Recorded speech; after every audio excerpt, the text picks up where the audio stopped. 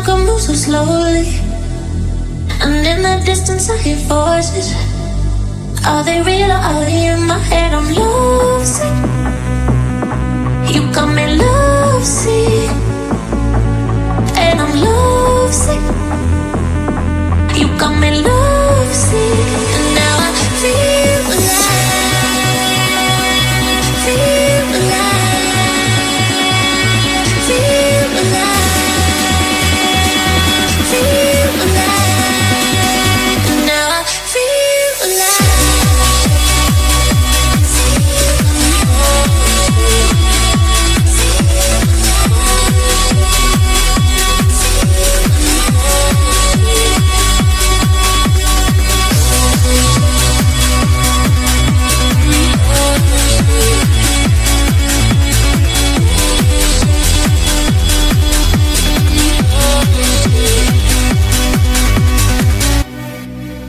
So many times they try to change me, and every time it drives me crazy. And all the good times we had saved me. Are they real or are they in my head? I'm lovesick. You got me lovesick, and I'm lovesick. You got me lovesick, and now I feel alive, feel alive.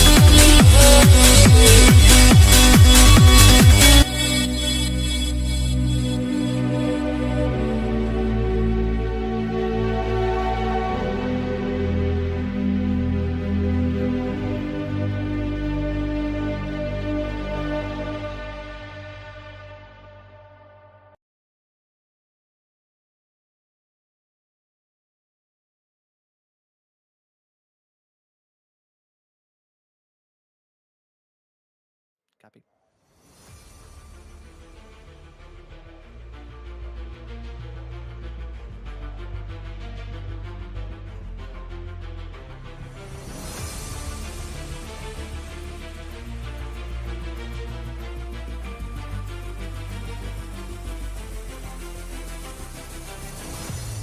Well, hello and good afternoon, everybody. Welcome back here to Velocity Online Racing, and welcome back to the International IndyCar Racing League. This is round number 9 of this season, coming to you tonight from Iowa. My name is Ron Mullins. Alongside me in the commentary booth is Sébastien Kinder. Julien Altena is our producer for today's broadcast, using track cams by trackcams22.com and onboard cams by Julien Altena. Well, after a 1-week break since the last time we got to cover this series together, Sébastien, we head off to a very different racetrack than what greeted us at Daytona some weeks ago. Iowa Speedway, really at its core, is an IndyCar facility. Opened up back in 2006. It was the first ever track of any kind that does not have a retaining barrier, safer barriers only. I loved it when IndyCars raced around here. There's a part of me that wishes IndyCar could come back, but I'm really looking forward to this race. It's on the old scan as well. I think we're going to have some fun here this evening. I mean, yeah, especially with it being the oldest scan and not the newest scan, you're going to have much more fun there. Yeah, that is certainly going to be the case. There you can see the old asphalt heading your way off through the turns. This is going to be a much different kind of racetrack than we have in real life now, and one that we won't have for too long, as they're going to be repaving the whole facility throughout this summer, autumn, and winter. Taking a look at the track conditions, pretty temperate right now, 20 degrees Celsius, partly cloudy skies, wind only at 1 mile an hour, which is, I think, impossible in the state of Iowa. I've been in the Midwest long enough. A 30-mile-an-hour wind is considered a breeze out there, but that's neither here nor there. Let's take a look though at your starting grid as we head off into our 9th round of this season. These drivers already looking to see who can capture the win. David Strid will line up from the pole position. Joining him on the front row will be Jason Lowe. Row number 2 here tonight is going to see Matthias Strauss start next to Mike West there in the number 69 car, as row number 3 will see Noah Gill next to Aman Lal. Row number 4 here for tonight's race will see the 977 of Alexander Weitzel start next to Liam O'Sullivan. Completing our top 10 here tonight will be John Christensen next to Ryan Bowles. Sébastien? And following them on the 6th row will be Kalen Ford and Pascal Fiolas. In the rearview mirrors, they'll have Anthony Heitzma and Dan Ange on the 7th row. And alone on the 8th row will be Brian Fiolas. And so there we go, a stacked field of racers, and certainly a very competitive top 10. David Strid getting his 3rd pole position so far here this season. Taking a quick little gander at your driver standings before we head off into this race. Strid looking to make some ground up to his main championship rival of Noah Gill. Gill has 4 wins already here this season. He has been the top class driver all throughout this season so far. Yeah, he's been on it for the whole season, but I always say watch out for David Strid, watch out for John Christensen. Both can be pretty good, especially in the series. Yeah, certainly keeping an eye on that as we go into the final few weeks of this season. Only 5 races left to go tonight here at Iowa Auto Club, the Indianapolis Motor Speedway Road Course, Kentucky, and Indianapolis to round us through to the end of this season. Sébastien, we've got 175 laps in store here tonight. One driver not taking the grid, that being Aman Lal. He's down in the pits as it stands right now. The Alzheimer's Association car. I want to thank the Alzheimer's Association for being the sponsor of this event.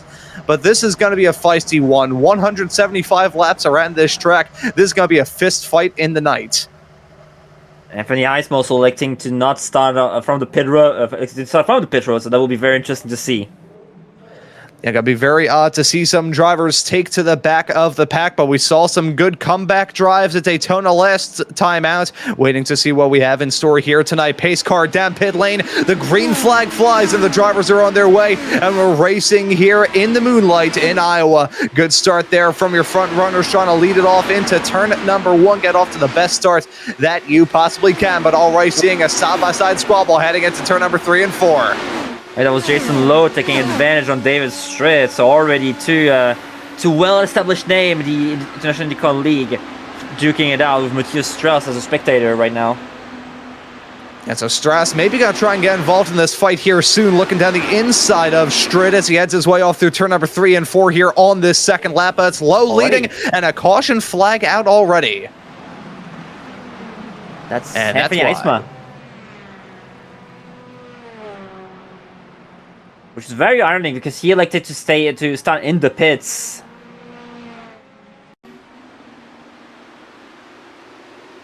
Oh.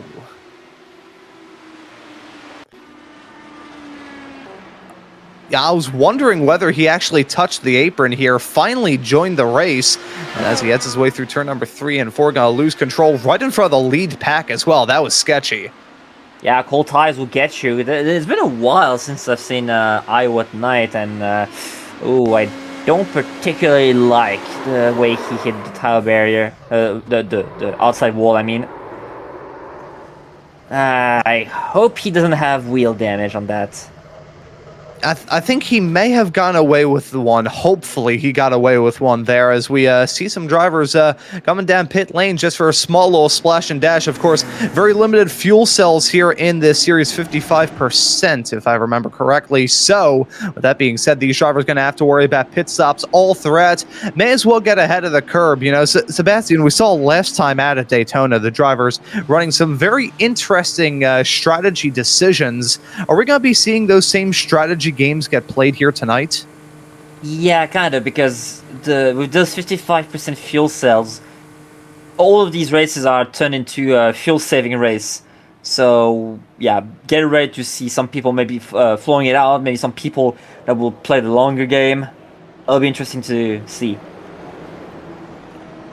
Yeah, so will be very fascinating to keep up with this race. In the meantime, as we are under this first yellow flag of the night, I want to talk about your race leader right now of Jason Lowe. Jason recently underwent an eye operation and has been trying to get into the groove here this season. Has had some bad luck befall him many times, in fact. But this driver of the 004 car having a pretty good night right now. Started in second, holding on to the race lead. He has got some very good pedigree here at Iowa. In fact, won the last race in this league at Iowa. That was back on November the 23rd of last year, right towards the tail end of season 28. Not only that, he's been able to finish inside of the top 10 in 92% of his Iowa starts, 12 out of 13 races. He's finished in the top 5 9 times, has 3 wins, a hit rate of 23% in that regard, and the second most amount of wins in series history around this racetrack. He is going to be a real strong force, but let's face it, Sebastian, nothing comes easy around this track.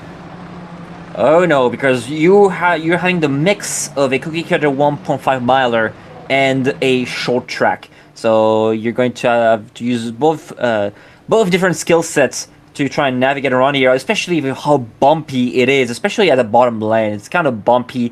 Also, the exit of turn 2 also being pretty bumpy, so it will be interesting to follow how these guys will negotiate this track. Yeah, I want to once again thank TrackCams22.com for the wonderful sights that we're getting here at Iowa here tonight, as we are still running around under yellow, hoping for a restart soon with the lights out on that iRacing pace car. It'll be a small little rest, but nothing major, because they're about to launch into some more racing action, trying to run this race along in the night. Jason Lowe going to lead us back to green there as we wait for that green flag to fly, which it is now back out. Drivers back on their way. Small little split in the mid portion, or top 5 getting away, as we see some side-by-side racing heading into 1 and 2.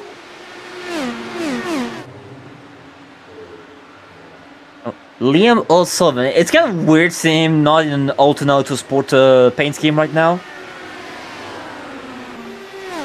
It kind of is right now, but Liam Sullivan actually able to put on a good little move, getting past the rookie there of Whitesall. Velocity Online Racing champ, so O'Sullivan is always a threat to follow during these races. Yeah, we'll have to see if he can pressure these two as right now. Matthias Strauss trying to get a move done here on Strid, side by side as they head their way through turn number 1 and 2. And just like that, going to be able to get the move done, jumps his way into second. And all this, Lowe has been able to pull an 8 to 9/10 of a second margin there up at the front of the pack. He is checked at. Meanwhile, that battle for the final 2 podium spots between Strauss, Strid, and O'Sullivan, that's getting pretty intense right now. Those drivers are packed in like sardines. They kind of are, but this track is wide enough to get a move, and Strid is not having the best of start of the race. He's usually the kind of guy who does those fuel save runs, so that would be interesting to follow. But for me, it's not pushing full song right now. Yeah, gotta wonder what the deal is with him, whether he's just taking his foot off the gas to try and take it easy, do a little bit of fuel saving, as you mentioned, as we see him on Law, get a move done to jump his way into the top 10. But right now, it kind of looks like he's struggling a bit as well. Very cautious around this racetrack. We ride on board with Whitesall in this 977 car, currently the car right behind Strid, heading down the backstretch into turn number 3 and 4 right now, looking to try and get that move done in any way imaginable. Is up for the race lead. Matthias Strauss looking for it on Low, side by side downtown into turn number 1, and Strauss holding on to that inside line, gonna take the race lead. Strauss now punches out to the top spot. Yeah, Strauss is looking feisty on his opening few laps.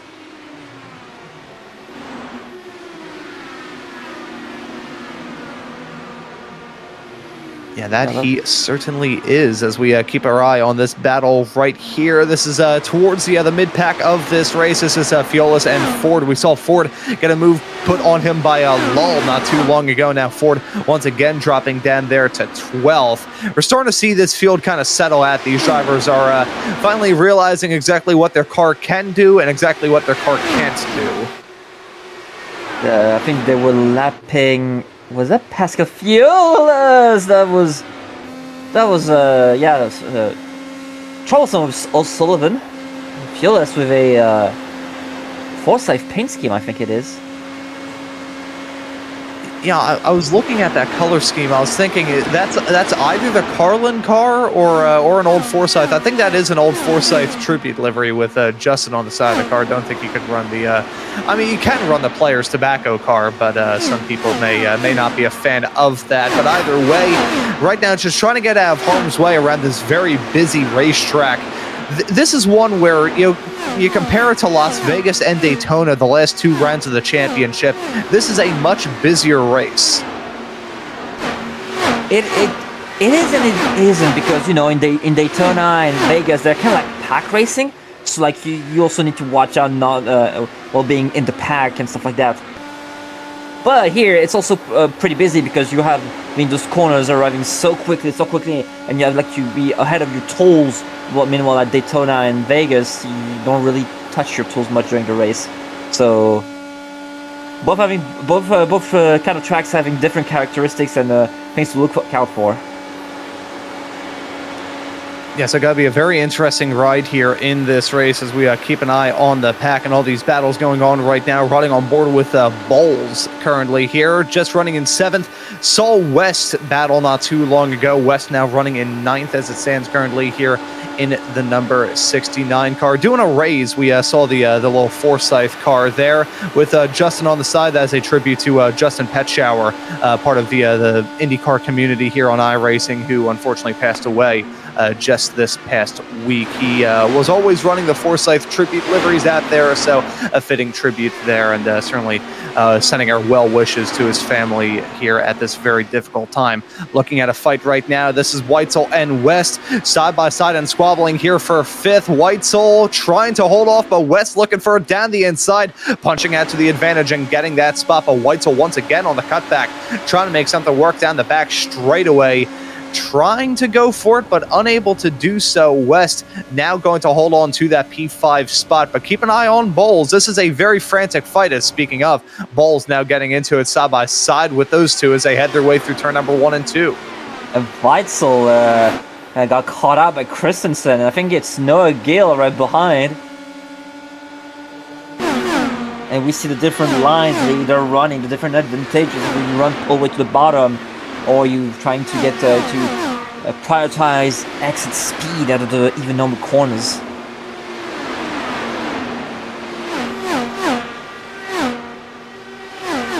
And that is a very big detail here around this track. You got to keep the momentum rocking and rolling, and these drivers do. You mentioned how it's a short track, but it has that intermediate level of speed. These drivers are hauling the mail around this place. Think about how short of a time it has been since we got this broadcast up and rolling. We've been on the air for, about 15 minutes? We're already about 30 laps into this race. It is quick-paced, what we've got right now. Down the bottom.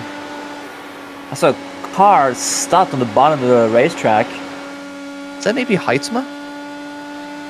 Negative Ghost Rider, because he's there, and I think that it wasn't that shade of black and yellow.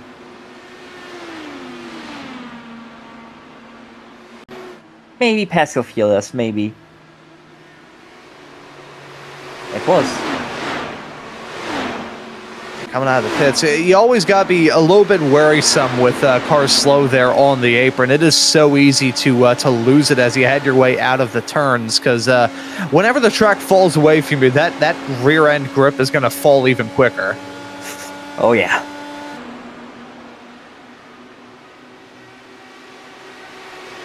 Keeping our eye at the front of the field, Matthias Strauss, the Swedish driver behind the wheel of this number 28 car, holding on to the race lead still, but he hasn't really broken out into a massive margin. You've still got Lowe right behind him there, about 0.3 of a second between those racers, and then you go only a few tenths farther behind to find O'Sullivan. So your top 3 at the moment, currently only separated by a half a second, which is pretty much a blink of an eye in this case.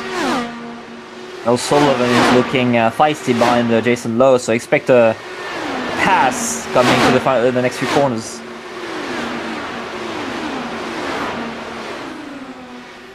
We're hearing a small little impact into the wall there a few moments ago. We remain green as it stands right now, but O'Sullivan's still looking for it on low. Low trying to hold on to this P2 spot.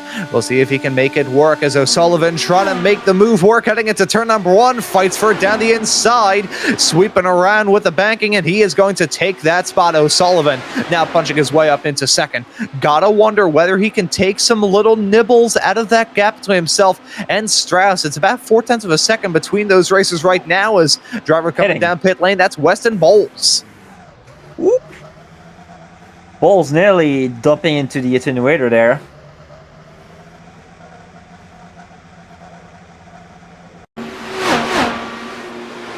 Take a look at a replay to see a moment here for Gill in the number 76 car. We said that some drivers were having difficulties out there on the racetrack trying to find their footing here in the 76 car, heading his way through turn number 1 and 2. Easy peasy, beautiful breezy there for it now, but small little wall tap there. You can see the sparks fly. Good wall assist. Lovely. Ooh. Good defending from Breitzel.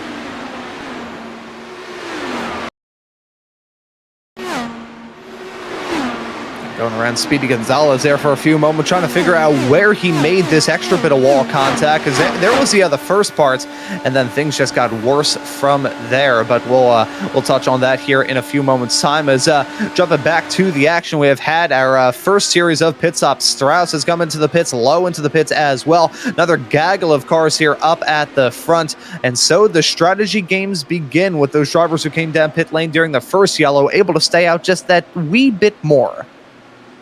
It's still pretty important, you know, having that extra lap. That's fuel that you're not going to put back into the car later. So I'd say it was a good decision to pit for fuel as early as it did for these few guys.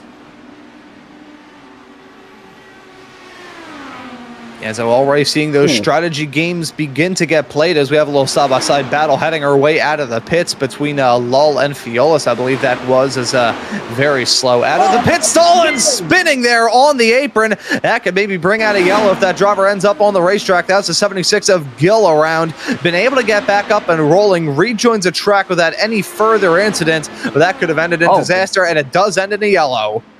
We do have a caution. Oh, it's Fiolis. Fiolis against the outside wall. They've in a championship, by the way. Oh, that's such a shame for the TWR driver. You can see the rear wing missing. Got to imagine this was similar to the incident that we saw earlier on in the race, Sébastien, where we saw a driver coming out of the pits, just looping it around through 3 and 4. The cold tires just came out of the pits a lap prior, so got to imagine this is a little bit of causation here.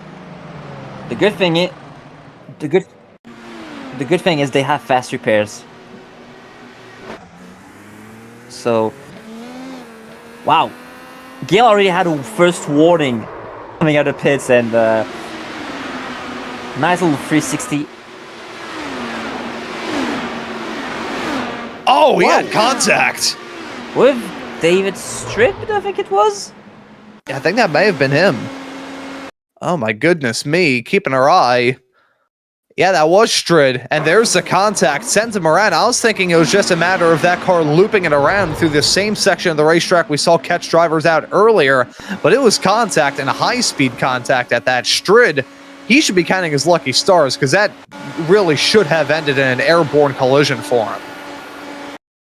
Yeah, it was nearly, it nearly ended up, yeah, in an Aero 5 style crash. See, I would start singing "I Believe I Can Fly," but I'm not sure if that's acceptable nowadays, post Me Too. So we'll. Yeah, and pretty much like the YouTube copyright algorithm will pull out the shotgun and destroy us all. Yeah, the power of copyright infringement is a wonderful thing, you know. So we won't touch that with the 10-foot pole, but we will touch on that incident there. The 48 of Strid. Not only did he get away from that incident without going airborne, he also escaped that with very little, if any, damage. That is surprising. The contact was made tire to tire. I think maybe Brian got a bit screwed by netcode, which gave him this rear wing damage there.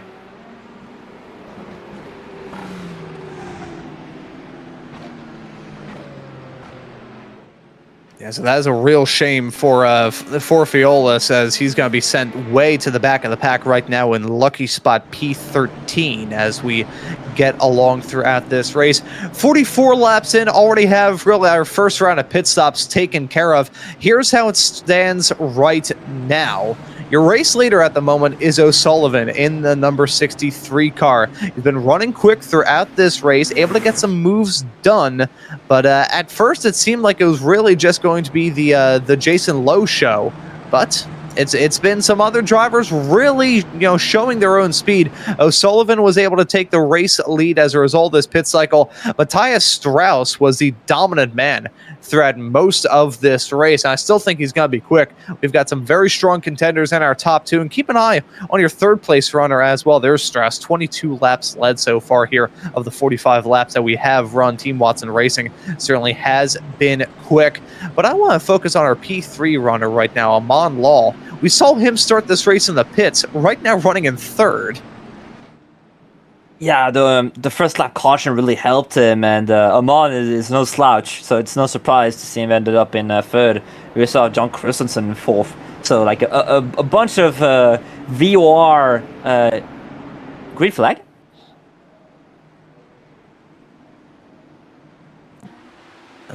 We went live.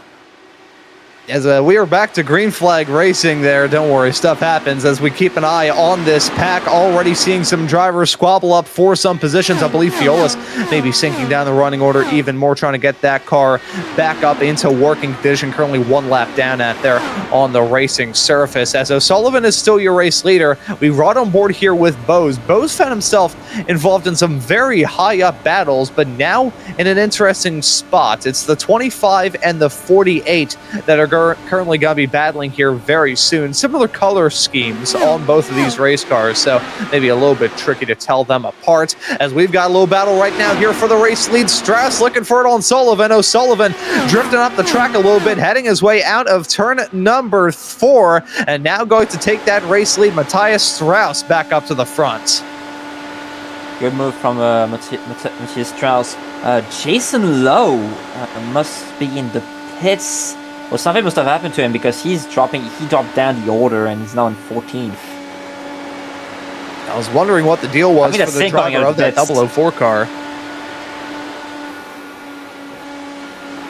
Gotta wonder what the deal was there. That's unfortunate for Lowe, as just like that, I thought he had a real good shot to win, and hey, we still have a long way left to go, but to come back from 3 laps down, you're starting to hope for a miracle. We ride on board with Law, currently holding on to P3 right now, running in 5th and 6th, keeping that momentum rolling through the turns. This is a real intense battle here for the race lead, and they may have some company here soon. Christensen, the 44 car, he's not too far behind these racers. Yeah, and Christensen is one of the first guys from the championship battle to be up there. So, I mean, Noah Gill isn't very far. So it would be very interesting to follow what will happen.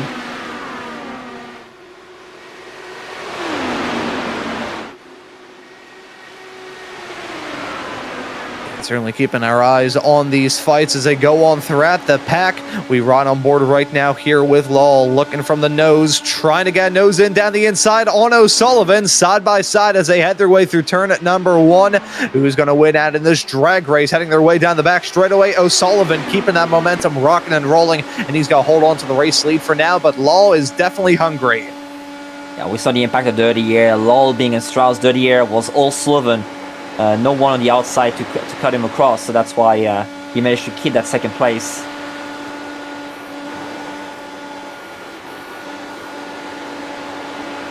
And that he has done. Keeping our eye now on the 76 of Gill, heading his way down the start-finish stretch into turn number 1. Finds himself right now in P6 with a monster run off turn 2. Able to sweep around the outside, certainly make his presence known on Whitehall, and now going to take that P5 spot just like that. Yeah, first time we see the outside lane working that good. Really is, ain't it?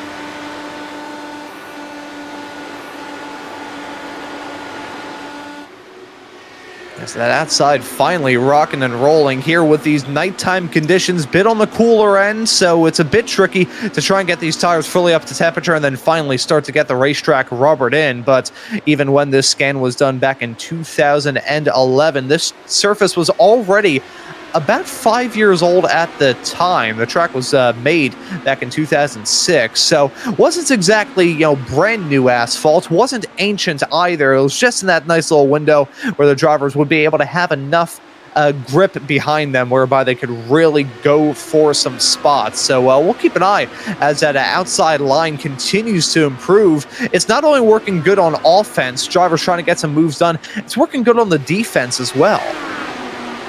Because you're able to get that momentum out of the even numbered corners, and also for Liam Sullivan, that allows him to get some clean air, and that is hampering a lot. I'm on Law right now. He's stuck behind the number 63. And so right now, Sullivan, bit of a rolling roadblock to some of the competition behind him. I'm sure not really gaining some friends, but gaining some position right now, holding on to P2 as it stands presently. Keeping our eye on Lal to see whether or not he can get this move done there in that number 30 car, or whether we've hit the point in this race here, Sebastian, when these drivers are going to say, okay, I don't want to go side by side out there on the track because it can easily end in tears. Let's just try and think about this from a more strategic point of view.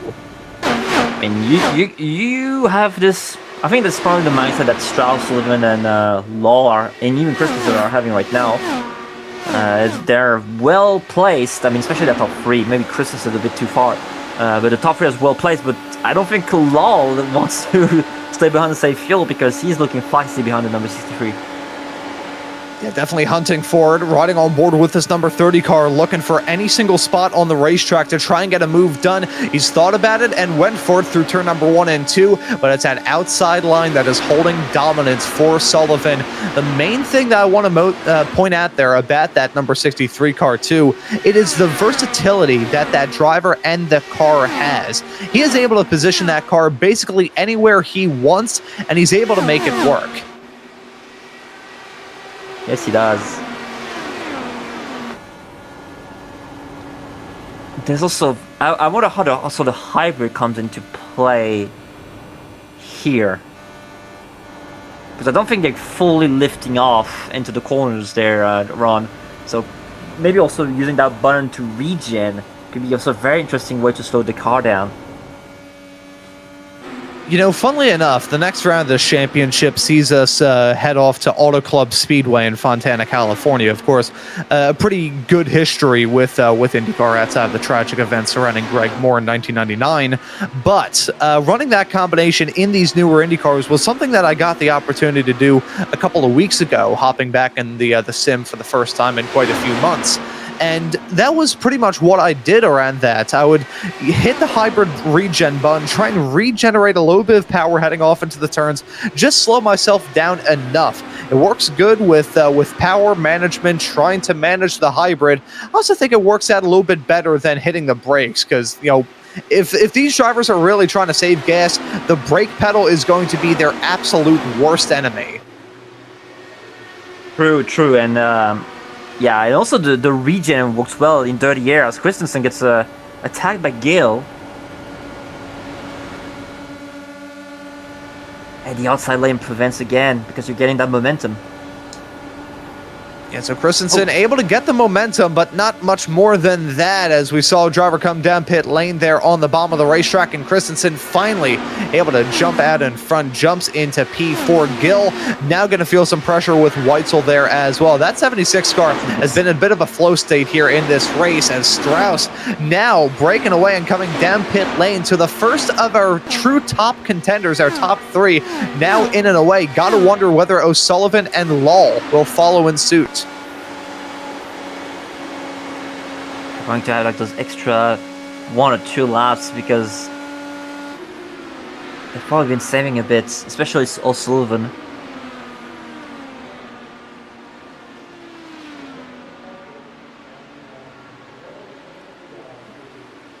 Yeah, the power of the draft can do a great many things. So O'Sullivan and Law may have that benefit as it gets very sketchy there with the lap car of Fiolas heading into turn number 1. Thankfully, they're able to get that lap traffic dealt with. No harm, no foul, and still staying out here for one more lap. About 100 laps now left to go as Christensen, the latest racer to come into the pits in the number 44 machine.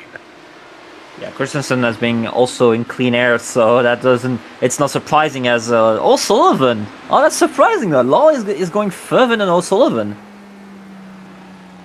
Yeah, O'Sullivan did have the benefit of the draft, but I think Law just had a little bit of a stronger draft there in that stint. So, with O'Sullivan down in the pits, it leaves Law out there in the race lead. He'll probably stay out here for a little bit, just rack up some extra laps here in this stint. You can see right now pushing lap 36, now lap 38 of his stint. Probably expecting him to come down pit lane right about now as he heads his way down in the back straightaway. And yes, he does. That's the first time in about 3.5 years of me doing this broadcasting stuff that I've been able to correctly predict something. You learn something new every day, I suppose. O'Sullivan now out and away. He is going to exit out there in 9th.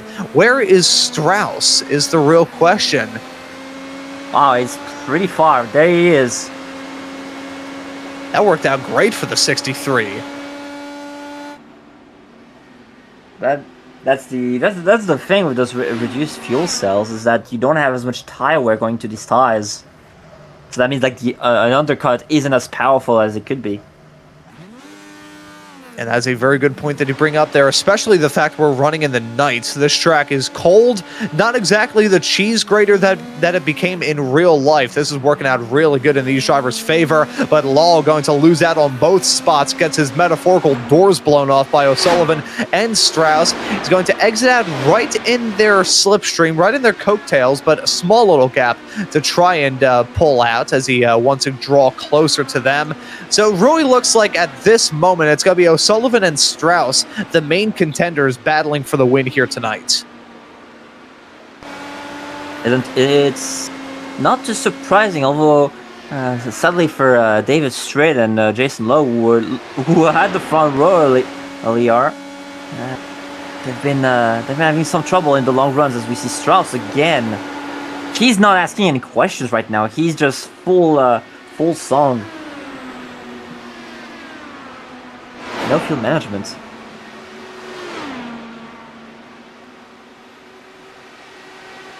And we're seeing some split strategies go down here in this race, not only when you come down pit lane, but what you do out there on track. Some drivers definitely a bit more cautious playing that fuel-saving game. Others just assigned to go for all-out glory. It really all depends on driver preference, as we see a little side-by-side battle right now here for P5 between Gill and Weitzel. You can see it highlighted there on the graphics right now. Weitzel holding on to that P6 spot right now in the draft of that 76 car, trying to get a move done here very, very soon before your former top runner of Lowe comes up to try and overtake them. Right now, that would not be a swap of positions, as Lowe actually going to come into the pits. But one thing he will do in that brief moment is act as a bit of a bridge between these two that we've got in camera shot right now and the two behind. Stritt and Bose have now been able to close that margin up to about a half a second. One more auxiliary push, and this 2-2 battle could turn into a 4-car squabble.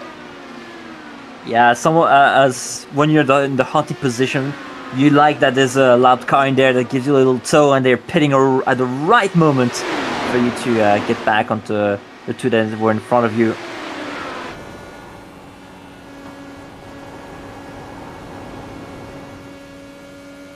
And riding on board with Alexander Weitzel here in the 977 car, fluttering that gas pedal as he heads his way off through the turn, just trying to get a little bit of rotation into that machine right now, holding on to P6, enjoying the draft in some aspects when it comes to fuel saving, and probably not enjoying it in reference to the grip. As much as tire wear is not a concern here, you do kind of have to bring it up from time to time here, as as we go throughout this race. In the meantime, though, as things have rather settled down here, so to speak, in this race, we would once again like to thank the sponsor of today's broadcast, that being the Alzheimer's Association. The Alzheimer's Association leads the way to end Alzheimer's and all other dementia by accelerating global research, driving risk reduction and early detection, and maximizing quality care and support. Find them online at alzheimersassociation.com. A fantastic organization, I must admit. One of my former karting sponsors over the past couple of years has been battling dementia, and although he's been around for a couple of years, that's a frightening disease. So we want to thank them for not only sponsoring this broadcast, but the tremendous work they do all around the globe each and every year. We ride on board here with David Ench, the Alzheimer's Association, on board as we head our way through around this racetrack down the backstretch.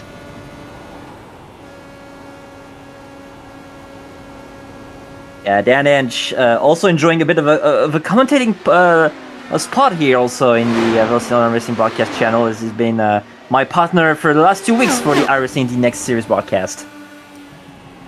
Yeah, of course, speaking of look at this! Oh, the big crash! Trouble. Wow, that was Jason Lowe, I think it was. Oh, I don't know that it was. Oh, I don't know what if a it was shame. the other one. May have potentially been Ford. I'm seeing him drop down a bit as we take a look. Yeah. Yes, it was. Oh my goodness me. In real life, Lowe would have ended up in the catch fence. Oh, that was a wild ride for the both of them. We follow Ford. Just like that, the car decided to swap ends, heading into turn number 1. Small little wall tap there, and that's what did him in. And huge contact for the both of those cars. All corners ripped off of Ford's machine. Same could be said there about Lowe. Nights that weren't really going too well for either men end in the blink of an eye.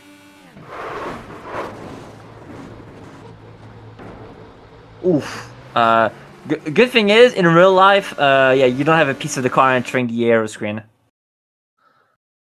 Oh my goodness me. Oh. Huge impact there. Well, we can get a good view of the pedal box of an IR-18 at the present moment there. That's probably one of the wildest rides that I've seen, certainly here at Iowa.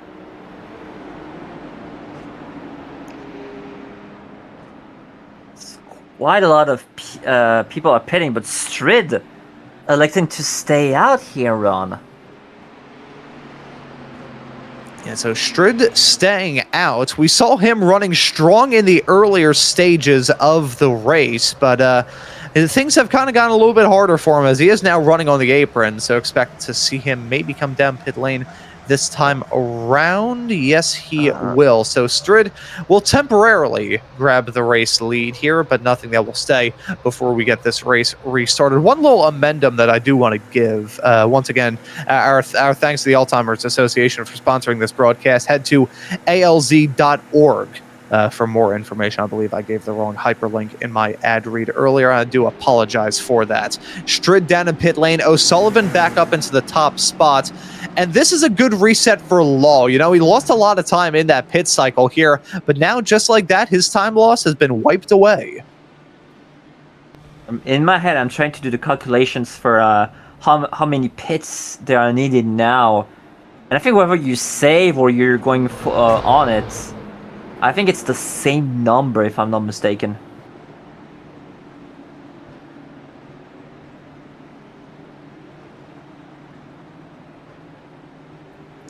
Yeah, looking right now at the Brits, Liam O'Sullivan behind the wheel of the 63 car. 15 laps led so far here today. Matthias Stress looked to be the man to beat in the early stages, but O'Sullivan, I'm not sure how much he'll be able to challenge Strauss, because I still think that Strauss has a very quick race car. But that 063 machine of Liam O'Sullivan has certainly proven himself to be a rather formidable contender in this race. Knowing Liam, he is not to be underestimated. We'll see how Matthias will manage the rest of this race. But I see a big dogfight between these two guys. Yeah, it's going to be a big dogfight between O'Sullivan and Strauss, but one more driver looking to throw their hat in the ring is that driver of the number 30 of Lull, and this one, the number 44 of John Christensen, the American, yet to lead a lap so far here today in that VOR machine, certainly quick. Noah Gill has been the standout star many times throughout this season, a Flow State Sim racing machine, multi-time race winner, 4 wins already in the books, including a Gateway, I believe, earlier on this season, so some short track oval pedigree already here this campaign as we're back to green flag racing. O'Sullivan punches out early, but Strauss and Lull were briefly side by side as they headed their way into turn number 1. Lull had to back out of it, but Gill on the attack as he's been able to get a move on Christensen. That's big for Noah Gill. Oh, he got tight. Gill got super tight in 4th. And you can see Christensen there having a saw at the wheel there on the high side, just trying to avoid making contact. Now Gill finds himself in the midst of a hornet's nest as Weitzel all over him right now, side by side as they head their way through turn number 3 and 4, and Weitzel going to take P5.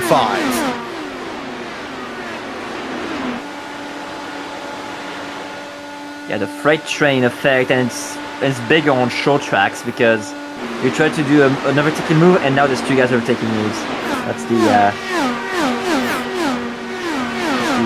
That's the law of short track battles. Hey, the racing gods do rule with an iron fist, especially in cases like that, as Strauss now looking for it on Sullivan. This could maybe end in a swap for the race lead. Strauss has certainly been quick, looking for it down the inside of O'Sullivan, who put on a defensive masterclass earlier on, but not enough to take it. Side by side, heading our way down the backstretch, riding on board with Matthias Strauss there, briefly took the race lead, but O'Sullivan comes back on him through turn number 3 and 4. Now, once again, looking to get the run, heading into turn number 1. Dives it down to the inside line. Strauss takes it, but O'Sullivan hunting. He gets the draft. He gets the run. He tries to take the race lead into turn number 4, and he's got to take it once more. Now Lull looking to fight into it as well. And now this is interesting for all these 3 guys because now they have to count that there's an extra guy in third that could take advantage of these little battles. And look at this. Look at what Lull will be doing. Yeah, I think right now that number 30 car is just pacing himself here as O'Sullivan once again on the attack on Strauss into turn number 1. He'll take it once more. This is a fantastic dogfight between these two. Not sure whether you should call up the folks at Top Gun or call up Michael Vick, but right now Strauss is looking for it once more on O'Sullivan side by side, heading into turn number 1 and 2. I'm starting to bore myself having to say that this often. Strauss once again up into the top spot. This is gripping stuff. And also then had for the first time to watch in his review mirrors because Lull was super close.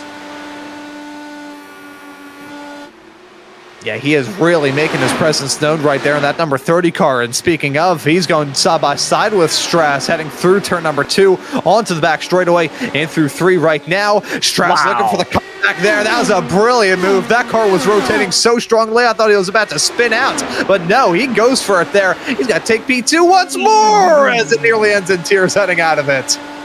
And O'Sullivan is like, thank you very much. I'm going to get a breather. And caution. And that caution is going to play right in the hands of those drivers who probably need a break as it's David Stritt in trouble. That 48 car started strong, but fell back like a rock and unfortunately looked like a giant boulder ran into the back of that car.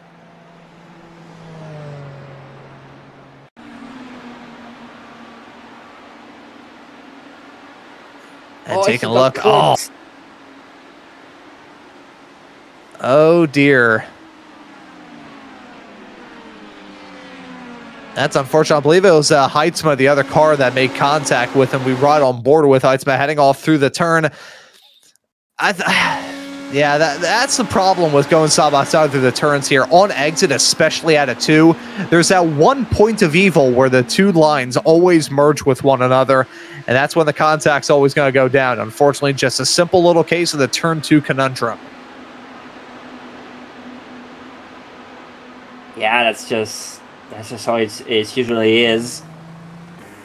The car below is on the steering, and the car up top can't do much. Oh.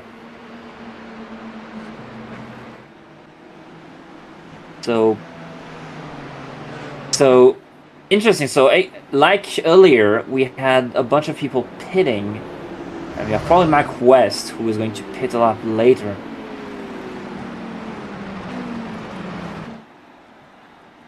And Noah, that's him, Noah, on the pace car. Interesting. And so West, I believe, running an alternate strategy. I mean, we are, at the point in this race, I believe what West would be able to do, he'd be able to make it through to the very end on one more stop from here. I'm so too for pretty much everybody else with the exception of Brian Fiolis there in the number 13 spot. But right now, holding on to 16 laps in his stint, I kind of like this call, as he will probably come down pit lane right as I say it. I was going to say, I like that call just for the simple sake of having a lighter car. The tire advantage, not too pronounced here at Iowa. Having that lighter car could turn your machine into a rocket ship here at the start. I believe West is going to abort on that mission.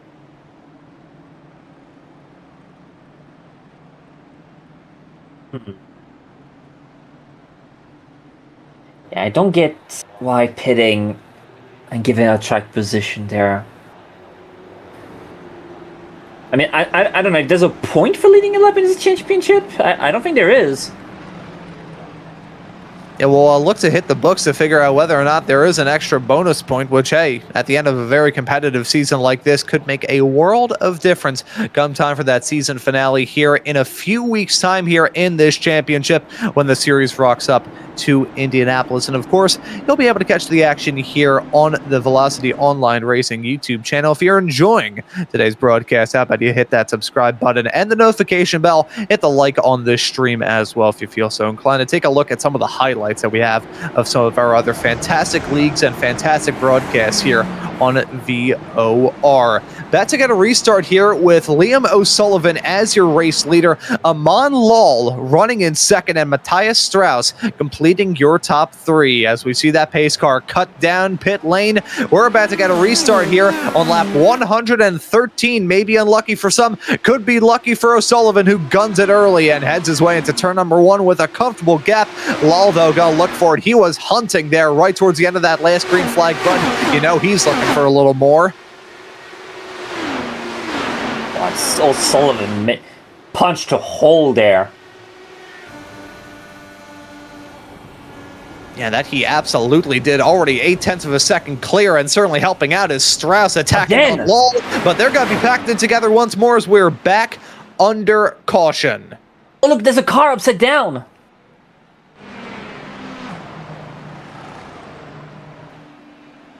And that was Pascal Fiolis.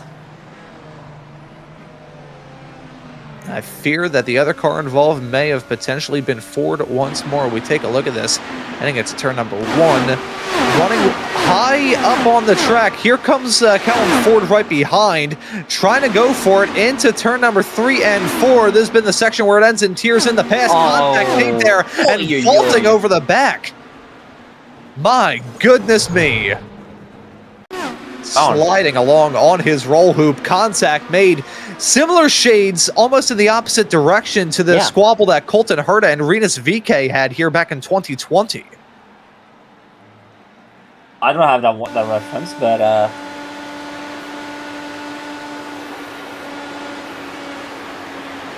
yeah, it's usually the kind of thing that happens when you don't cross enough.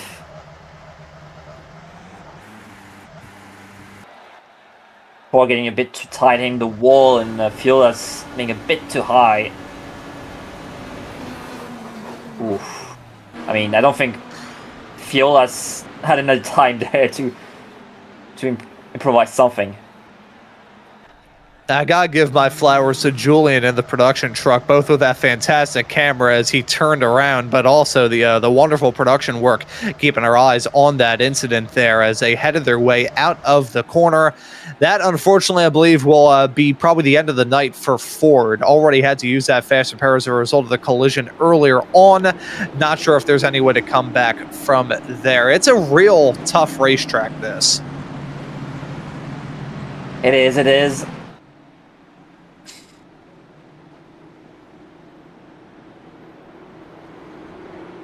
It's got more of a kill streak, I think, than a Marine sniper, this racetrack does, certainly here tonight. But as we are under this slight lull in the action, I want to talk to you about some of the upcoming broadcasts here on VOR. Coming up later on here, at least tonight here in the States, early morning, Central European summertime, you'll be able to see the second ever broadcast of the Apex Hunter Motorsports W12 Formula 1 Series. That'll be their season opener at Monza. I'll be on the call for that later on tonight.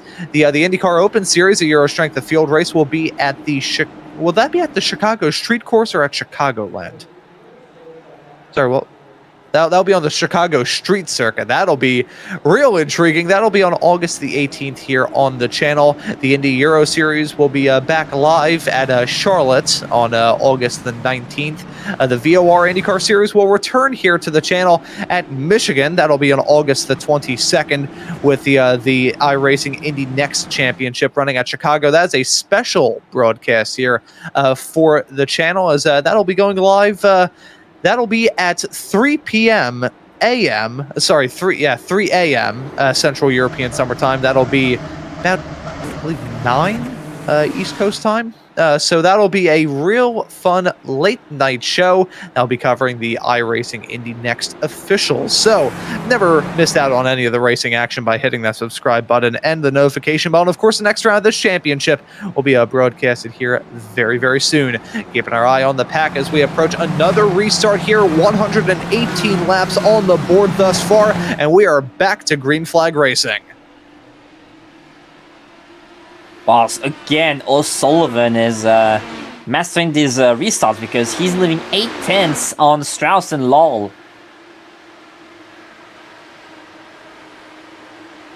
And really the maestro of these restarts here, O'Sullivan, just punching out and able to pull a gap just like that. As we have a little side-by-side battle here. Gill looking for it down the inside on Christensen. That's the fight for fifth. Gill getting a little bit tight as he headed his way through the turn. Weitzel right up in front, kind of acting like a bit of a pick in this fight as Christensen gonna say, you know what, I'm not gonna feel pressure. I'm gonna put some pressure on somebody. And they made contact heading out of there. Weitzel in trouble. Damage on that race car. Ping-ponged off the barrier. We remain green by some stroke of luck. That would have been insane if Christian pulled him, because he was dancing. 1 second he was defending on Gill, the next second he was on the offense on Weitzel. And Strauss got past O'Sullivan. They're fighting again. That they are, side by side, 3 and 4. Where have I heard this before? I'll tell you what, it takes two to tango, and these drivers have been putting on a dance. But Lal is a spectator. He's judging it, and he's got to try and get involved here soon. O'Sullivan, though, with a mighty run, heading down the backstretch into turn number 3. He's got to take the race lead once more. Now Lal maybe got to fight for it on Strauss, just waiting for one of these drivers to trip up so he can get a run. Look at that, already on the top of the red line as he headed his way through into turn number 1, top of 6th. Lal able to jump his way up in a second in the blink of an eye. Beautiful bit of move here from Lal.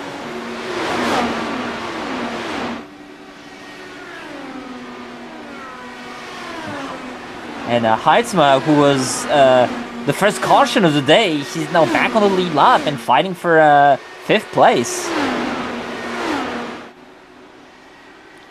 Yeah, Heitzmo's had a very torrid run throughout this race. Right now holding on to a very good spot indeed. And hey, we're not too far away from the fall of the checkered flag either. Final 50 laps here at Iowa Speedway as O'Sullivan holding onto the inside line, trying to defend from Law. We saw these two drivers squabbling a little bit earlier on. The main difference is this is now for the race lead, and Law's got a lot of confidence looking for it around the outside through turn number 1 and 2. O'Sullivan, though, he's got that confidence in himself. He's got his confidence in the race car to be able to put it wherever he wants and make it work somehow. Strauss, though, is another factor in this fight. It's a three-pronged battle that we have got going on right now, because if Law's looking for the move on Sullivan, he's still got to worry about Strauss behind. And they're gonna now worry about Gill, who is charging through, and you know, since these three are hindering each other, that means that Gill can come back on them. It will be a four-way fight in few laps there, Ron. Ooh, it looked like they nearly made contact as they headed their way through turn number 1 and 2, running on board with Liam O'Sullivan here in this number 63 machine. He's put together a brilliant race, has the Brit, but Law directly behind, still looking for it. You can see him chasing that draft a little bit, heading down that front not-so-straight straightaway. Law still with some mighty runs out of these turns. He's been the driver that I think has been the most consistent out of these three. He's been quick, don't get me wrong, but in terms of having the lap speed, he hasn't really been peaking in the same way that Sullivan and Strauss had. That's the reason why he hasn't really been able to get the moves done as often as those drivers around him have been able to do. Riding on board with Law, still holding on to second, about a tenth of a second back of Sullivan, looking for the run once more into turn number 1. Not able to make it work quite yet, but he's going to have a monster approach. Heading out of the turn onto the back straightaway, looking for it once again on the outside. O'Sullivan just knows exactly where he needs to position that car. I disagree, because the more he sticks that car to the bottom lane, the more he's going to compromise his entries. And that's why that's allowing Law to get sometimes these runs. And here he goes. And getting Sullivan out of his groove is going to help Law get into the race lead, but he has a monster run heading onto the start-finish straightaway into 1. Keep an eye on this number 63 car. He's been more confident on the bottom, but I still think he has the versatility to do whatever he wants. Sweeping around down to the inside approach into turn number 3 and 4. Takes the race lead once more. Terrible exit out of it, though. Law going to say, thank you very much. I'll see you again here in a few moments' time. And he's going to take the race lead once more. But I got to say, as much as we've been focused on the 3, we can make that now a 4. It's a 4 horseman of the IndyCars. Gill now right on the back of Strauss, about 0.3 of a second behind. Those two drivers aren't involved in the fight like O'Sullivan and Law are, as they continue to go side by side, but one small little trip up for either of these two, and those drivers right behind are going to be there to pounce.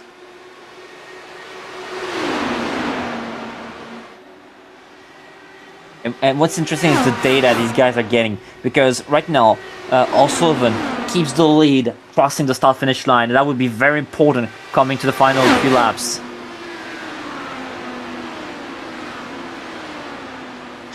Yeah, so as the time is running out, these drivers realize it as, oh my goodness me, they are playing with fire right now. To keep like this, it's not going to end well. I mean, as much as they're going to fight, maybe it will have Heitzma, Bowles, and Christensen come back on them. That would be insane. Yeah, that would be real fascinating indeed. This is really getting dicey at the moment here in this pack, as up at the front, it is 4 cars covered by nothing, about 0.6 of a second as they head their way out of that section right now. O'Sullivan still your leader. Lull in P2. Strauss holding on to 3rd for now, and Gill holding on to 4th for now. Gill looking for his 5th win here this season as he tries to assure himself in the championship fight as we approach the final few rounds. Taking a quick little gander at those points. 11 is the gap between himself and David Strid. With Strid's trouble, he's certainly going to grow, but I mean, Sébastien, you know a driver as well as I do. They're always hungry for something. That 11-point gap may be good, but they still want it to be as high as possible. It's never enough. It's never enough. As Strauss is starting to get trying to show itself a bit in the mirrors of Law. As I say that, it's Law who tries to move on to O'Sullivan. Yeah, now this battling is intense. There's no denying that. Law still looking for it at every single opportunity, and Strauss and Gill have started to get involved not only in this fight between these top two, but their own little squabble there as well. It was a 2-2 affair, and now they're 2-2 heading into turn number 1 and 2. That is some awesome stuff that we're seeing right now. Running on board with Gill. Mighty run. There's the pit stop. Strauss now down pit lane. I was wondering when these drivers were going to have to bite the bullet and come down pit lane. Well, the time is now. And Vettel has a penalty, probably too fast entering. It's going to be a real heartbreaker for him, putting together a strong night, but it's going to fall apart right in the final pit cycle. 30 laps away from the finish. Liam O'Sullivan has led 57 laps so far here in this race, but it doesn't really matter. With 30 to go, they're not interested about the next 29. They're interested about that final one, the last lap. That's when the pay window opens. O'Sullivan looking for it, Law looking for it as well, Gill looking for another. Very different cases in these drivers battling for the win, but there is one shared goal. Win it all.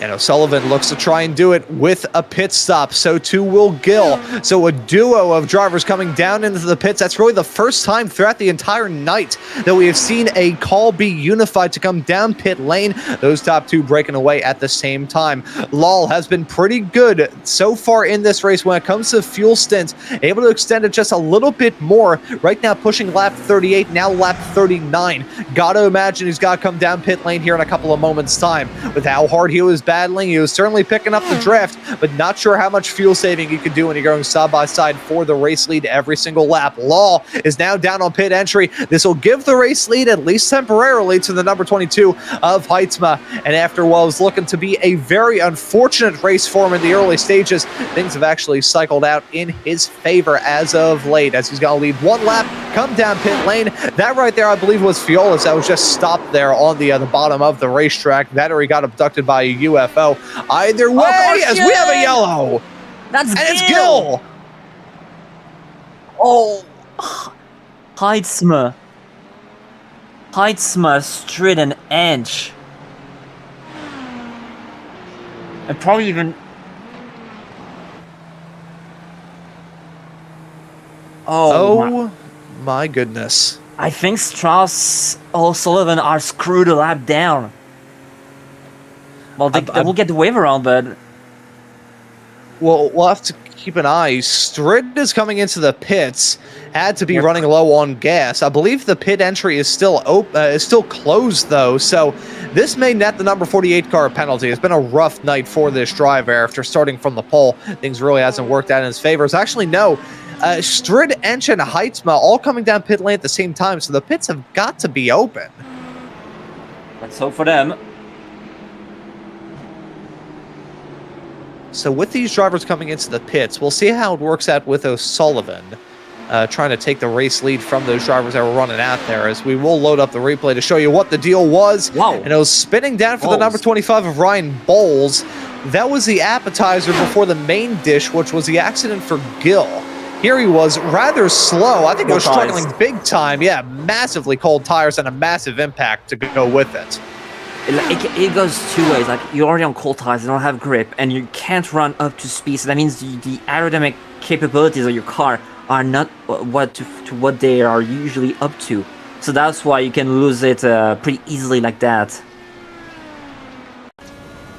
And so there is the 1-2 punch that has unfortunately taken Noah Gill out of contention. Thankfully for him, his main championship rival had some struggles, but unfortunately for him, he's still out there on the racetrack. So what looked like maybe a dream night when it comes to the championship for Gill.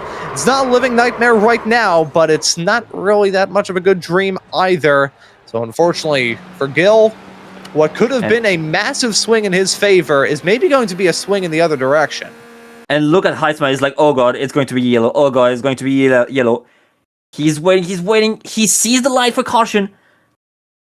And good for him. And now this is the scary part. It's like, please don't calm down. Please don't calm down. And thankfully for him, Gill was on the brakes. Yeah, very thankful that he didn't hit the pit attenuator either, because if that was the case, that car would have been smoked. That I can say with confidence. So, here's how it stands with 23 laps left to go. Strid is currently being scored as our race leader as it stands right now, as we're getting some of the lap cars out of the way and taken care of here in the final 25 laps of this race. Strid is now your top runner. Heitzma is there in second. Ench holds on to the top three. O'Sullivan has been able to make things work out okay.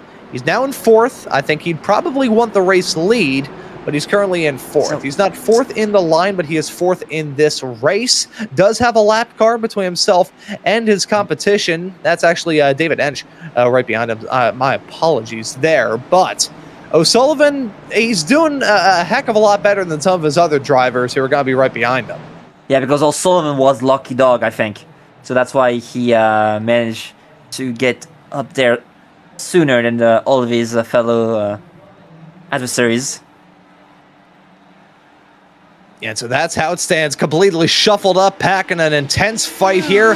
21 laps left to go, and one of these drivers is going to be able to taste the champagne at the end of it. The real question is, who's it going to be? O'Sullivan looking for it on Ench, able to get that move done. Lickety-split around the outside through turn number 1 and 2. He's on the charge. That number 63 car has come alive as we have gone throughout this race. Started a little bit farther in the back, was able to cut his way through the field like a hot knife through butter to put it on a corn cob here in the Midwest, but ever since then, holding on to that top spot, he's been running very, very strong. Once he got that race lead, he grabbed a hold of that torch and hasn't really looked back with it. Now, though, he's got a real fight. O'Sullivan having to channel the same energy that got him through into the race lead earlier on. Same case with Law, who had some major setbacks in the early stages. He's right behind, trying to go tit for tat. Yeah, Lowell and Strauss were screwed by the waiver rounds because they had more traffic to go for than O'Sullivan, who was lucky dog.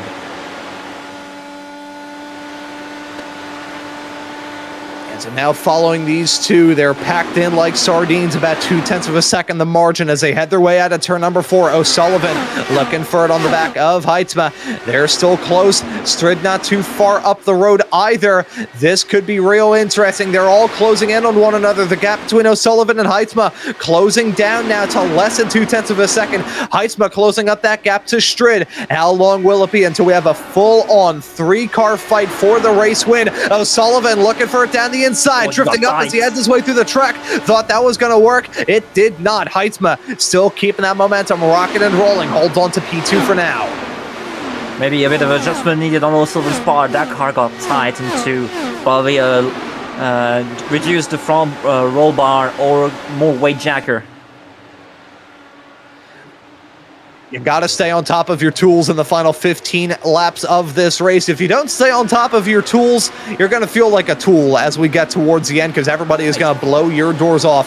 Keeping our eye on Strid, riding on board with the back of him as Heitzma with a monster run, looking for it on the outside. Not going to be able to make it work. That car is strong, but not strong enough there. Doesn't have the versatility. Strid, on the other hand, really running defensive. O'Sullivan now on the offense, so goes for it down the inside. Once again, gets tight through the turn. Heitzma on the cutback. O'Sullivan just not good in the dirty air, and Heitzma is all over him like a bear rug. Yeah, that was close between these two, and now it's allowing a lull to come back on that lead group. Yeah, Lal is not too far behind these racers. Any little bit of battling in the final 12 laps of this race, and he could draw that margin to within a couple of tenths instead of the 1 second that's right now. Heitzma gets real tight there, and O'Sullivan got to try and take advantage of it down the inside, his preferred line, but once again drifts wide. O'Sullivan just does not have the car in the dirty air. Not sure whether he did a bad setup adjustment during that pit stop, trying to put a bit more wing into it, maybe taking a little bit out. Whatever the deal is, every single time he tries to lick the stamp and sends it, he gives himself a paper cut. It's fixed setup, so they can't adjust the wings. So that means that's only roll bars and weight jackets, but that's kind of weird because you'd think he would have made the adjustments by now. Although... Oh, there's low right there. Oh, there it is. Oh, baby, looking for it on the high side at there, running around the outside with the trailer park girl, trying to make something work there on the inside, on the cutback, switchback. Fantastic move there. Gonna look for it on P3. I don't think O'Sullivan has that dog in him, to say some little bit of slang here as we get towards the end. Don't think he's got the car underneath him to really contend for the win. Lal, on the other hand, I think he may be able to do this if he can get the move done. But I know these guys have limited tires. Wonder if O'Sullivan put some tires at the last pit stop. Ooh. Thought Heitzma was going to go for a move on Strid there, had a bit of a sideways wiggle heading out of turn number 2, but he is right there, about a tenth and a half between those racers. 7 laps now left to go here at Iowa. Less than 10 miles of running left, and now you've got Heitzma looking for it on the high side. Small little bump against the wall. Still looking for it here in this number 22 machine. Strid gonna try and get intimidated. Got a little bit tight through the turn. Now Heitzma gonna have a good run. Contact made though. Big contact. Thought that could break in the wing there of Heitzma. I think he may be all right. I'm looking at the front end. Maybe a little bit of damage, a small little bit. No, he is good to go.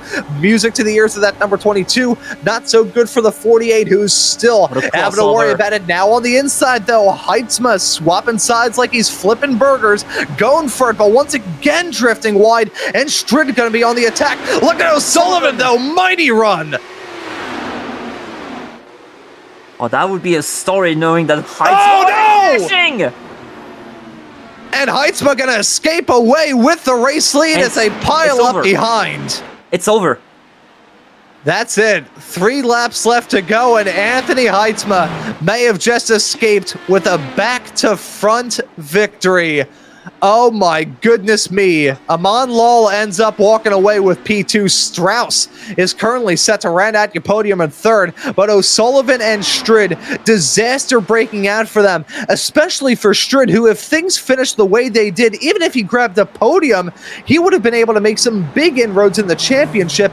Now he's behind Gill, and that is going to be disastrous for him. Taking a look at that car wrecked on the apron there, heading into turn number 1. Let's reel this back a little bit. Things were getting really intense in this battle. It's like looking at a pot as it starts to boil. You're waiting for it to boil over, and the time came soon. O'Sullivan was on the cutback. I think a little bit netcode stuck those 2 cars together. Case of the iRacing glue, and they blow apart, and that was a massive shunt into the outside wall there for O'Sullivan. That was virtually head on. How did Lal come through this unharmed is insane.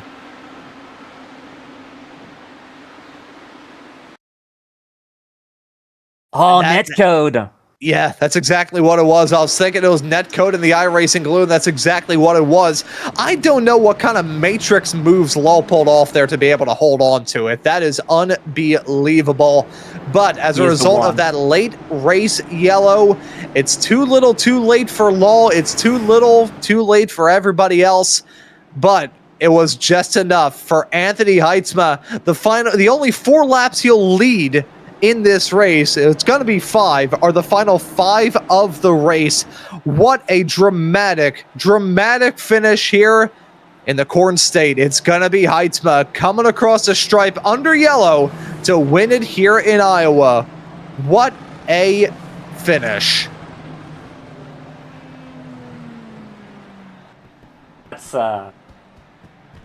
That's an insane callback, knowing that he started in the pits, spun on the first lap, got the lap down, got his lap back, and I'm speechless. Well, it was Danny Sullivan many moons ago back in the 80s pulling off a spin and win at Indianapolis. It's here in Iowa, and this time it's Heitzma getting the victory. What a fight back there, and he's going to burn it down on the start-finish straightaway, and he'll have every right to do so. What a relief of emotion. What a roller coaster ride of emotions over the past, roughly 1 hour and 15 minutes. He went from starting this race, as you said, backwards, thinking, oh, this is going to be a long night, was able to come back, had that Code Brown moment when he tried to come into the pits right as the yellow came out, and he ends up bagging the victory. When things go your way, like everything came his way after that spin in lap 1. That was some masterful bit of driving there. As we take a look at this wonderful racetrack here in Newton, Iowa, not a too far away drive from Des Moines, we will take a look at your race results. Anthony Heitzma scores the victory over Amon Lal in P2. Matthias Strauss will round out your podium in 3rd. Dan Ensch will come across the stripe in 4th. John Christensen gets the nudge out there over Mike West to complete your top 5. Noah Gill in a roller coaster ride of emotions. It was his spin that really set the seeds for what could have been a massive loss for him in the championship points fight. It ends up becoming a gain as a result of that late race collision. He ends up in P7. Not a good result for the driver of the 76 car, but just enough to grow that championship points lead just a little bit more. Ryan Bowles will be in P8. Liam Sullivan will come across the stripe in 9th. Unfortunate way for his race to end. So too with David Strid completing your top 10, but disaster breaking out for them late. The final 5 spots will belong to Alexander Weitzel in 11th. Brian Fearless with that big crash will finish in 12th. Kellen Ford finishes in 13th after having two massive crashes with both Jason Lowe and David Strid. That wasn't David Strid. It was Pascal Fearless. Jason Lowe, speaking of the devil, he finishes at a lowly 14th, and Pascal Fearless is the last finisher of today's race. And so those are your results at the end of round number 9 of this season. We're a long way away from round number 1, but what a race that we had here there. Before we move off into the interviews, waiting for the drivers to join us here in the broadcast booth to have a quick little chat, we do want to thank today's sponsor once again, that being the Alzheimer's Association, for sponsoring this race here tonight. The Alzheimer's Association leads the way to end Alzheimer's and all other dementia by accelerating global research, driving risk reduction and early detection, and maximizing quality care and support. Find them online at www.alz.org. That is ALZ.org. And I believe we may get the opportunity to have a chat with some of our racers right now. They're just now populating the area. I am really curious about these drivers' perspectives at the end of that race and the roller coaster of emotions it was for your race winner to end up scoring the victory in what could have been a tragic night for Anthony Heitzma. He ends up coming out of it all smelling like a bed of roses. So we will now have a chat with our race winner of Anthony Heitzma, now joining us here in the broadcast booth. Anthony, welcome in. Congratulations on the victory. How was it out there? Well, I didn't expect to get a good result given the first lap I did, and then I got a lap down for the first half of the race. But on the restarts it was scary, but besides that the car felt pretty good. So it was a real good run for you at the end. I want to ask you about the roller coaster ride of emotions throughout the night. You started off with that trouble in the early stages, starting in the pits, having that spin. You have that really sketchy moment coming into the pits right as the yellow came out, and you end up grabbing the victory. How was it just trying to regulate the emotions? Because that was a roller coaster ride to keep our eye on here in the broadcast booth. I can't even imagine how it was for you behind the wheel. yeah, it was pretty bizarre. I mean, I didn't expect it. I thought I got a end of line, and then I was told a minute before the start that I actually got a pit lane start. And then I thought, oh, that's going to be a hard task because it's a short lap. So and then I made it even harder for myself by spinning on my first lap. So that didn't help either. Then the caution. I was already committed to the pit lane, but I thought, I cannot enter a closed pit, so I scooped out of it. And then I thought, oh, well, now I'm in a good position. And I was just waiting behind David. I saw a gap, went for it, and then Liam took care of business. And then it suddenly realized that I actually won. So it's pretty crazy race.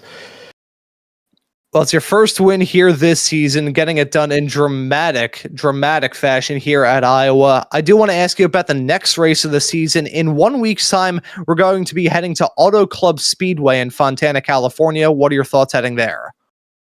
Oh, Auto Club is a good track for me, so I hope I can do a back-to-back, but it's a great field, so it will be a hard task, but I'm looking forward to it. Having the flow going, so we'll see what happens.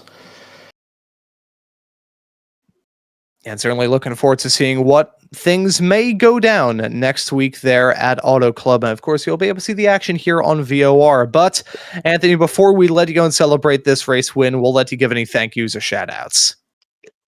Normally I would say thank you to the team, but the team wasn't there today. So thank you to everyone who watched and who raced here. it was a crazy race and a good ending. So thank you all. Yeah, and thank you as well for joining us here in the broadcast booth, Anthony. Congratulations on the win, and we'll see you in 1 week's time when the series rocks up to Auto Club. And that right there was Anthony Heitzma, our race winner here tonight. Do want to have a chat as well with our sponsor tonight, that being Dan Ensch, joining us here in the broadcast booth. Dan, welcome in. Before I ask you about the race, I do want to ask you about alts.org. Yeah, and a big thank you today to David Strid, who actually paid for the sponsorship for als.org today. We surely do appreciate that. And als.org is the place to go if you have a loved one who's suffering from Alzheimer's and you don't quite know how to handle it, which is just about everybody who's got a loved one with Alzheimer's disease. Be sure and check it out on als.org. They've got all the help you need there. They appreciate any donations you might want to give to help continue research to try to battle Alzheimer's and the other 11 forms of dementia for that matter. And again, we thank David so much for sponsoring today's event. Yeah, it's certainly a tremendous cause, and happy that we were able to put on this race as a result of it. I do want to ask you about your race, though, Dan. That looked like a pretty wild ride here at Iowa. It's a bull ring, so it's always got a little bit crazy.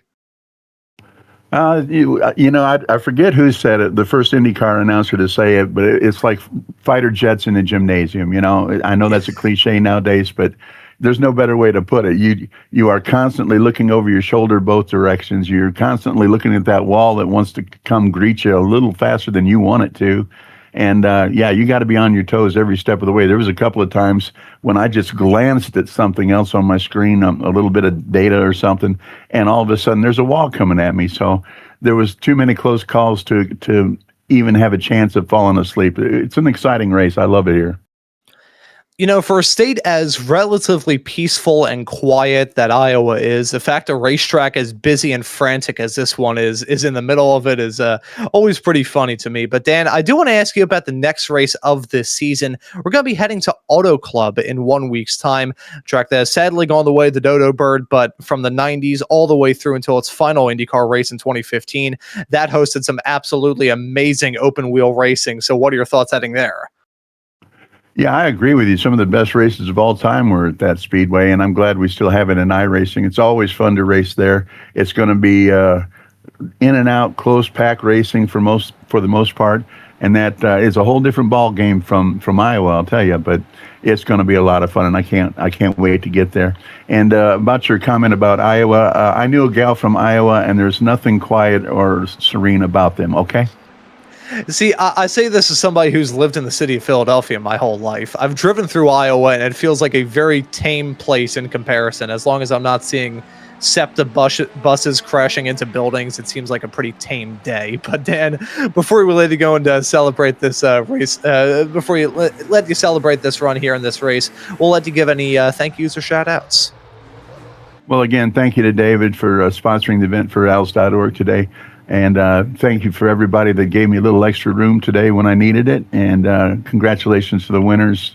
And you guys, I know you do a great job. I can't wait to sit down and listen to the broadcast. Awesome, man. Well, Dan, thank you for the kind words. Thank you for joining us here in the broadcast booth. And we will see you in 1 week's time when the series rocks up to Auto Club. See you then. Take care. That right there was Dan Ensch joining us here in the broadcast booth. And Sébastien, I'll pass the mic off to you to have a chat with a man who had a pretty wild run in this race, Matthias Strauss. Hey, Matthias, this is Sébastien Kin in the commentary booth. You got a copy? Yes, you do. Hello, boys. Well, it was kind of a wild ride, to be fair, for this race. You were leading the first few bits, and then you had a big battle of Liam O'Sullivan in the middle part, and then the final part seems like the caution didn't fall your way at the end of the race, and you had a P3 gifted from you from the heavens. Yeah, I mean, the race, I just, from the start, I just decided to set the pace early on and floor it and see where it ends up. So yeah, the first was interesting to just keep the pace up and trying to get the lap on the fuel saving guys, but that went out the window pretty quickly when cautions beat cautions. So yeah, and it was honestly a roller coaster, I think, for everyone today. From being a lap down with like 15 to go or something like that, to end up on the podium. I mean, I'm happy with it, but it could have been so much more. Yeah, it could have been. Seems like during those final few laps, when you Amon Law could have managed to get through the field, seems like you had a bit more trouble going up through the field. Yeah, I mean, I struggled a bit with the front right temperature in dirty air, so it was mainly that. So, and I got stuck behind Dan for more than I wanted. So, yeah. But in the end, it actually helped me to be further behind, so I could avoid the incident. Unfortunately, that happened towards the end. So next week it is Fontana. Are you looking forward to this, or are you like this will be a tough one? I think everyone will have a chance next week to win it, since I think it's going to be probably a packed race, so everyone will have the car beneath them to win, and hopefully Netcode can be a bit more generous towards us for next week. Alrighty, any shouts on your way out? Yeah, of course, to my teammates today, Brian, and to my team, Team Wasn't Racing, and our sponsors. And since I get shouted at last time, so thank you, Seb, for being my teammate for over the last couple of years. Yay! Thank you. Thank you, Matthias, and congratulations for still a well-earned P3 today. Yeah, thank you. And that right there was our P3 finisher, Matthias Strauss, joining us here in the broadcast booth. Want to thank the drivers for stopping by to have a quick little chat with us here before we wrap things up. Before we wrap things up, Sébastien, I do want to ask you about this race. That was a truly wild one from start to finish. It was, and you had a mix of like a long runs, and also like some chaos with all those cautions. It was kind of a wild one, and seeing Anthony going from the back to win it all was quite special, I gotta say.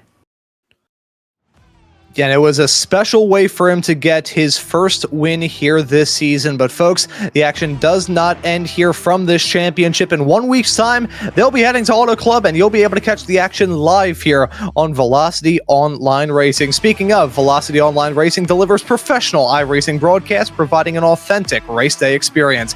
Our custom IndyCar style overlays create a clean and immersive viewing experience reminiscent of professional motorsports broadcasts. Streamed in 1440p 60 FPS resolution with expert commentary, Velocity Online Racing gives your series a presentation it deserves. Broadcast packages start as low as €50 per hour. If you'd like to have your league or iRacing event covered here on VOR, you can contact us at velocityonlineracing@gmail.com to learn more. And folks, the action does not end here on the channel with just the International IndyCar League either.